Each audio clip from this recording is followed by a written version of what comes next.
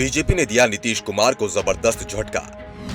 नीतीश के लवकुश समीकरण में बीजेपी ने लगाई सेंध। कोईरी नेता को सौंपी बड़ी जिम्मेदारी, लोकसभा चुनाव में होगा खेल। बिहार में नीतीश कुमार की सबसे बड़ी ताकत कोईरी और कुर्मी वोट रहे हैं। इस वोट बैंक की ताकत पर ही नीतीश कुमार बिहार में राज करते रहे हैं। उनकी राजनीति की ये सबसे बड़ी ताकत रही है, लेकिन अब ये ताकत कमजोर पड़ती दिख रही है। पहले से ही कोईरी नेता उपेंद्र कुशवाहा के चलते नीतीश कुमार दबाव में दिखाई दे रहे थे और बीजेपी की ओर से ये दबाव और बढ़ा दिया गया है।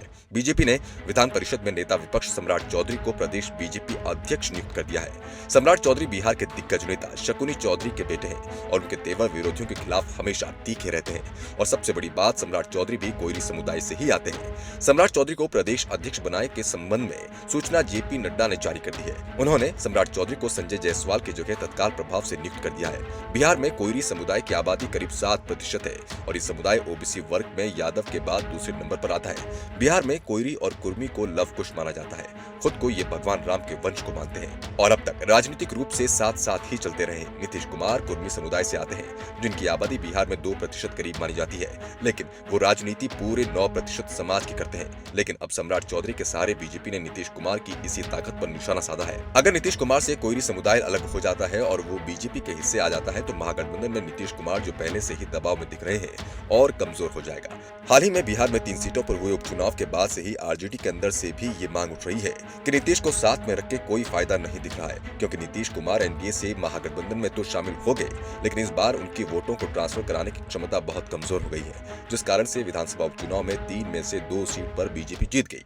दरअसल बीजेपी बिहार में महागठबंधन के खिलाफ ओबीसी और दलित समुदाय का महामोर्चा बनाने की तैयारी में है। इसके लिए उसने सम्राट चौधरी पर दांव लगाया है। साथ ही उपेंद्र कुशवाहा के साथ भी दोस्ती की तरफ कदम बढ़ा है, लेकिन साफ कर दिया है कि उपेंद्र कुशवाहा के दबाव में भी पार्टी नहीं आएगी। बीजेपी बिहार में पहले से ही छोटे छोटे दलों को साधने में जुटी हुई है। चिराग पासवान के लोक जनशक्ति रामविलास पासवान के साथ बीजेपी का गठबंधन तय माना जा रहा है। विकासशील इंसान पार्टी के मुकेश सहनी ने भी बीजेपी से गठबंधन के संकेत दे दिए हैं। मुकेश सहनी 2020 का विधानसभा चुनाव बीजेपी के साथ लड़े थे, लेकिन बाद में बीजेपी से उनके रिश्ते बिगड़ गए। बिहार में उनकी पार्टी के 3 विधानसभा सदस्य बाद में बीजेपी में शामिल हो गए थे, जिसके बाद सहनी बीजेपी के खिलाफ तीखी बयानबाजी कर रहे थे, लेकिन अचानक ही उनके सुर बदल गए हैं और अब वो बीजेपी नेताओं के साथ दिख रहे हैं। दूसरी ओर हिंदुस्तानी आवाम मोर्चा के जीतन मांझी पर भी बीजेपी की नजरें बनी हुई हैं। मांझी भी ऐसे संकेत दे रहे हैं कि वो कहीं भी जा सकते हैं। मांझी को अपने पाले में खिसकता देख महागठबंधन भी सक्रिय दिख रहा है। नीतीश कुमार ने तो सार्वजनिक मंच से मांझी से कहा कि उन्हें कहीं जाने की जरूरत नहीं है, महागठबंधन में ही उन्हें मनचाही जगह मिलेगी। पहले भी आगे बढ़ाया है, आगे भी उन्हें आगे बढ़ाया जाएगा, लेकिन मांझी के तेवर बता रहे हैं कि वो कब क्या फैसला करेंगे, इसका अंदाजा कोई नहीं लगा सकता। संकेत साफ है कि अगर लोकसभा चुनाव में सीटों के बंटवारे में उन्हें किनारे किया गया तो वो एनडीए की तरफ भी जा सकते हैं। दरअसल इस समय महागठबंधन में सबसे बड़ी परेशानी सीटों के बंटवारे को लेकर होने वाली है। बिहार में लोकसभा की 40 सीट है और महागठबंधन के पास इस समय 17 सीटें हैं, जिसमें से 16 नीतीश कुमार की जनता दल यू के पास है। गठबंधन में 4 बड़ी पार्टियां आरजेडी, जेडीयू, कांग्रेस और सीपीआई-एमएल शामिल हैं। इसके अलावा हम, सीपीआई, सीपीएम भी महागठबंधन का हिस्सा है। अखिलेश यादव भी चाहते हैं कि कम से कम 1 सीट महागठबंधन सपा के लिए छोड़े।